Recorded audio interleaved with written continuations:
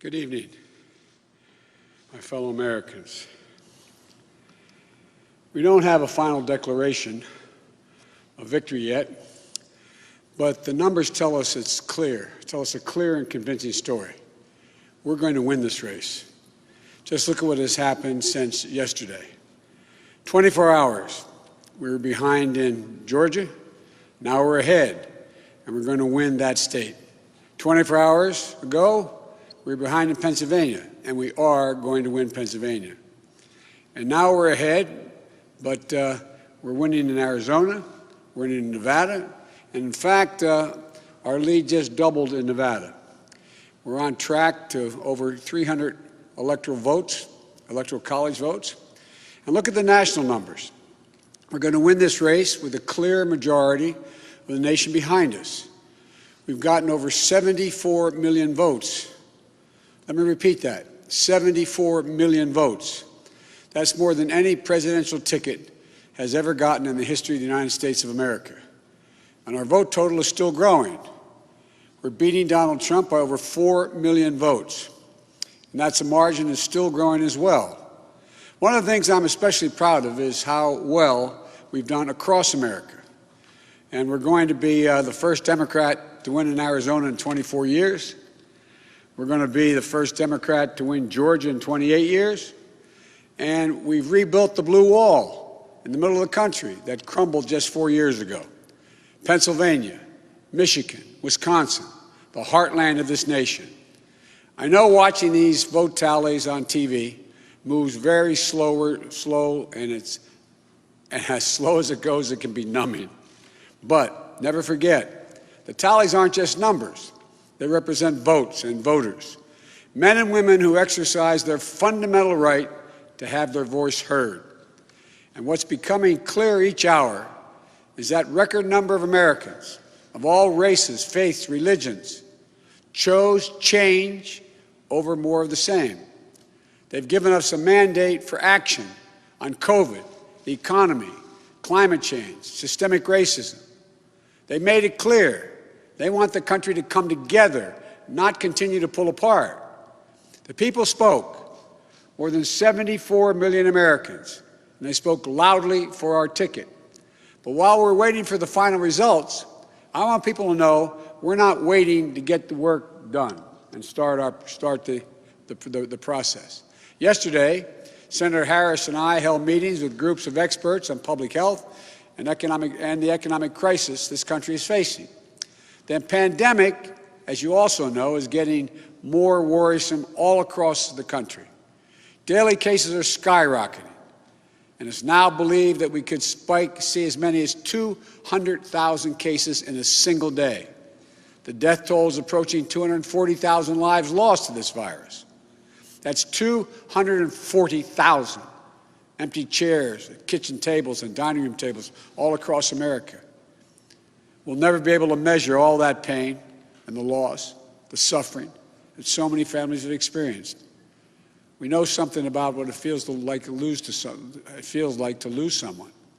And I want them to know they're not alone. Our hearts break with you. I want everyone to know on day one, we're going to put our plan to control this virus into action. We can't save any of the lives lost, any of those have been lost, but we can save a lot of lives in the months ahead. Senator Harris and I also heard yesterday about how this recovery is slowing because of the failure to get the pandemic under control. More than 20 million people are on unemployment. Millions are worried about making rent and putting food on the table.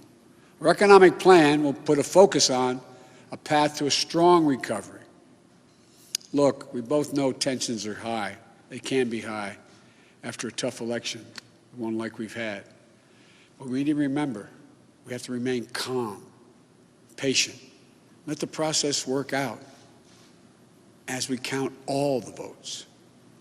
You know, we're proving again what we've proved for 244 years in this country. Democracy works. Your vote will be counted. I don't care how hard people try to stop it. I will not let it happen. The people will be heard. Our journey is toward a more perfect union, and it keeps moving on. In America, we hold strong views. We have strong disagreements, and that's okay. Strong disagreements are inevitable in a democracy, and strong disagreements are healthy. They're a sign of a vigorous debate, of deeply held views. But we have to remember, the purpose of our politics isn't total, unrelenting, unending warfare. No, the purpose of our politics, the work of the nation, isn't to fan the flames of conflict, but to solve problems, to guarantee justice, to give everybody a fair shot, and to improve the lives of our people. We may be opponents, but we're not enemies. We're Americans. No matter who you voted for, I'm certain of one thing. The vast majority of almost 150 million Americans who voted, they want to get the vitriol out of our politics. We're certainly not going to agree on a lot of issues, but at least we can agree to be civil with one another. We have to put the anger and the demonization behind us. It's time for us to come together as a nation to heal. It's not going to be easy, but we have to try. My responsibility as president will be to represent the whole nation. And I want you to know that I'll work as hard for those who voted against me as those who voted for me. That's the job. That's the job. It's called the duty of care for all Americans. We have serious problems to deal with, from COVID to the economy to racial justice to climate change. We don't have any more time to waste on partisan warfare. You know, and more than that, we have such an incredible opportunity to build the future we want for our kids and our grandkids. I've said many, many times, I've never been more optimistic about the future of this nation. There is no reason we can't own the 21st century. We just need to remember who we are. This is the United States of America. And there's never been anything we've been unable to do, unable to accomplish when we've done it together. I hope to be talking to you tomorrow. I want to thank you all, and may God bless you, and may God protect our troops. Good night.